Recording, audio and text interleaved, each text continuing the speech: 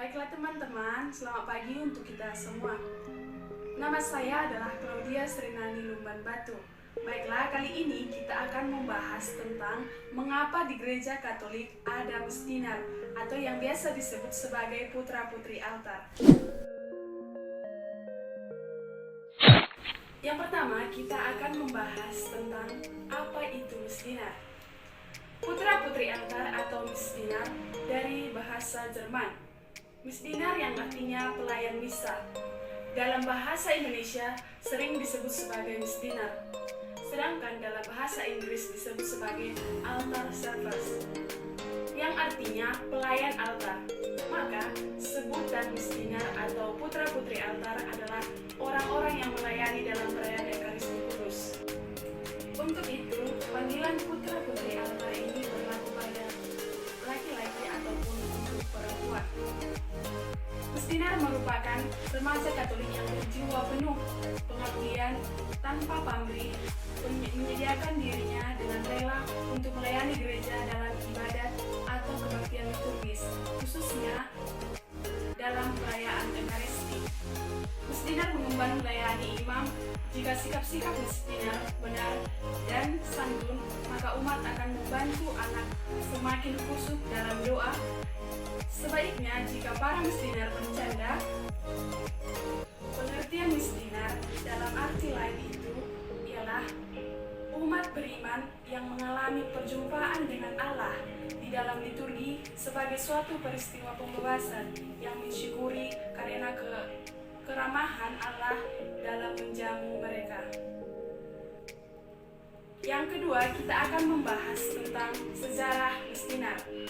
Awal mula pelayanan putra altar bertolak dari tugas akolit dalam gereja Romawi sejak abad ketiga. Akolit dalam bahasa Yunani atau akolitus, yang artinya pelayan atau murid.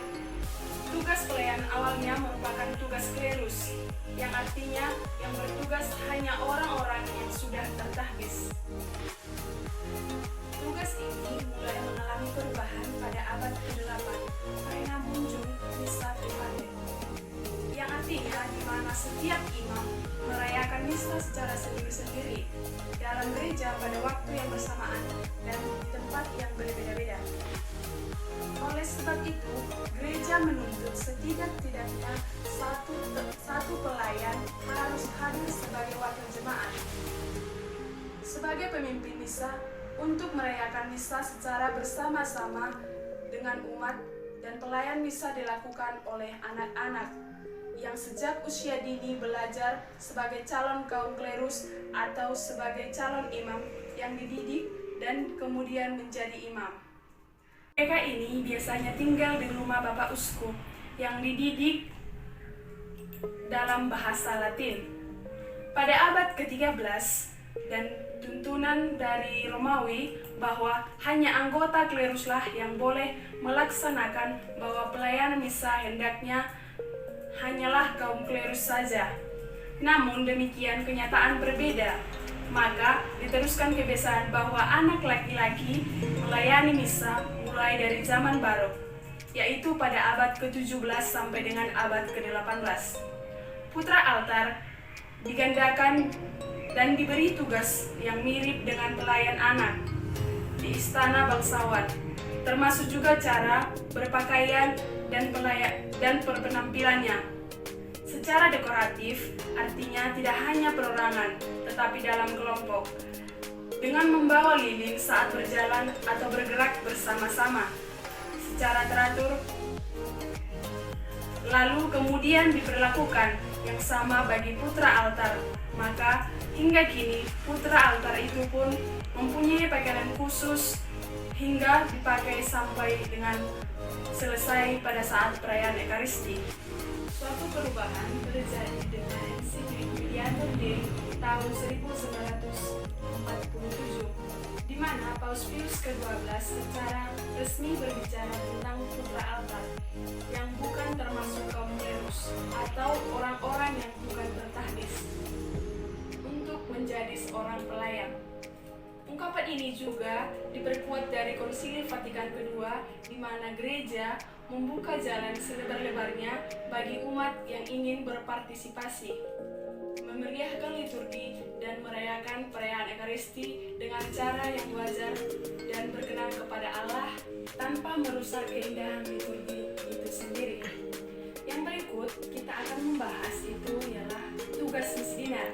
Tugas-tugas misdinar itu ialah pada sebelum perayaan Ekaristi itu menjadi tugas yaitu sebelum perayaan Ekaristi berlangsung, mereka perlu mempersiapkan segala sesuatu demi kelancaran perayaan Ekaristi tersebut. Di lain pihak, mereka perlu persiapan fisik dan batin dengan tujuan agar putra-putri altar itu sungguh memberikan pelayanan kepada imam di altar. Persiapan fisik dilakukan dengan cara menjaga keheningan dan berdoa dalam hati di ruang sakristi. Yang berikutnya, tugas putra-putri altar selama perayaan Ekaristi.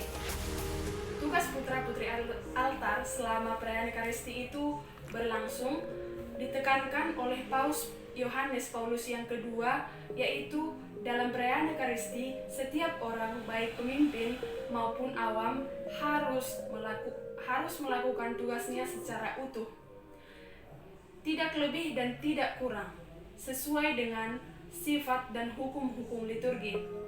Juga para pelayan ibadat, para lektor dan para anggota KOR benar-benar melakukan tugas liturgi.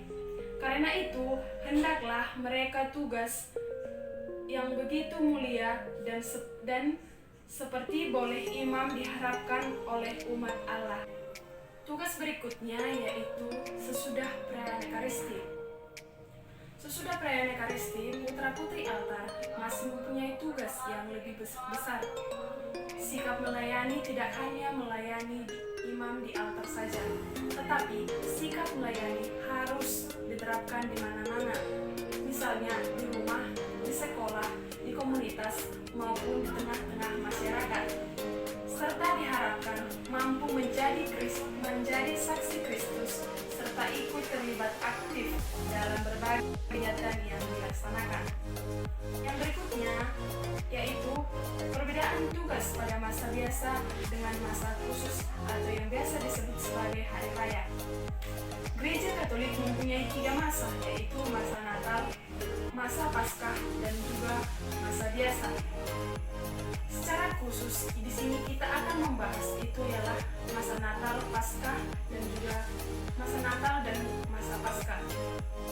Masa Natal itu dimulai pada Minggu Advent yang pertama, dan kemudian itu dilaksanakan pada akhir bulan November dan akan berakhir dengan pesta pembaptisan Yesus.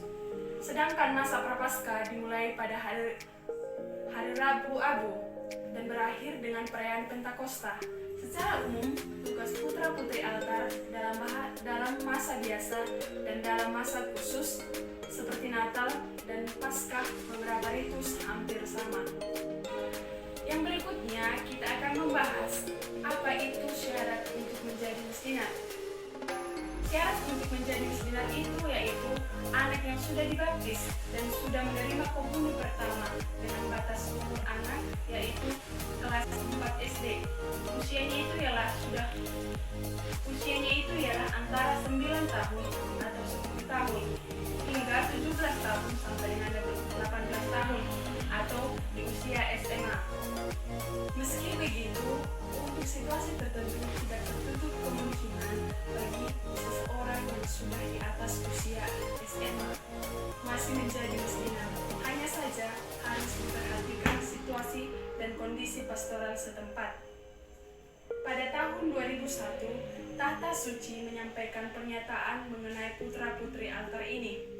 Intinya, setiap uskup sebagai promotor liturgi di keuskupannya memiliki wewenang untuk memberikan izin adanya misdinar putra dan putri altar, dengan tetap mengingatkan perlu mempertahankan misdinar putra-putri altar dalam rangka panggilan imamat. Gereja memberikan peluang kepada misdinar putri. Terima kasih.